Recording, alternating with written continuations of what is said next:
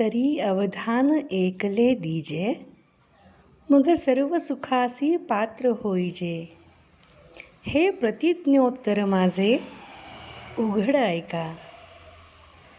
ज्ञानेश्वर महाराज आपल्या श्रोत्यांना विनवणी करतात की मी तुम्हाला जे ज्ञान देणार आहे ते जर तुम्ही अवधानाने एकाग्रपणे ऐकलं तर मी तुम्हाला सांगतो की तुम्हाला सर्व सुखांसाठी तुम्ही पात्र व्हाल.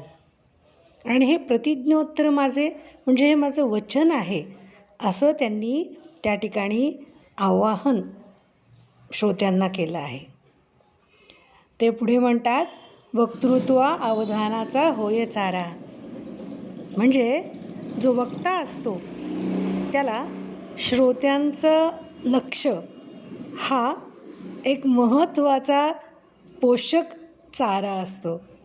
म्हणजे जणू काही वक्त्याला श्रोत्यांच्या एकाग्रतेमुळे त्यांनी दिलेल्या लक्षामुळे अजून प्रोत्साहन मिळतं, ऊर्जा येते. आणि म्हणून ज्ञानामृत जर तुम्हाला हवं असेल तर माझी तुम्हाला कळकळीची विनंती आहे की तुम्ही एकदा फक्त माझ्या बोलण्याकडे एकाग्रपणे ऐका आणि तुम्हाला सर्व सुख मिळतील. ज्ञानोबा माऊलींची ही गोडवाणी आणि त्यातून त्यांनी हे लढिवाळपणे केलेलं आग्रहाचं विनंती.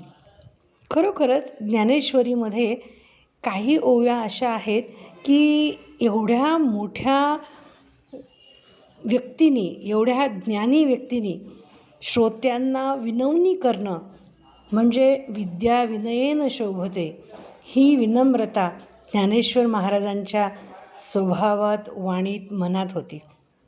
आणि म्हणून जरी त्यांचा अधिकार होता तरी पण त्यांनी श्रोत्यांना विनंती केली की माझं ज्ञान अमृत मी जे तुम्हाला देणार आहे ते ऐकण्यासाठी मी तुम्हाला विनंती करतो की तुम्ही लक्ष एकाग्र करा आणि मग सगळं सुख तुम्हाला नक्की मिळेल.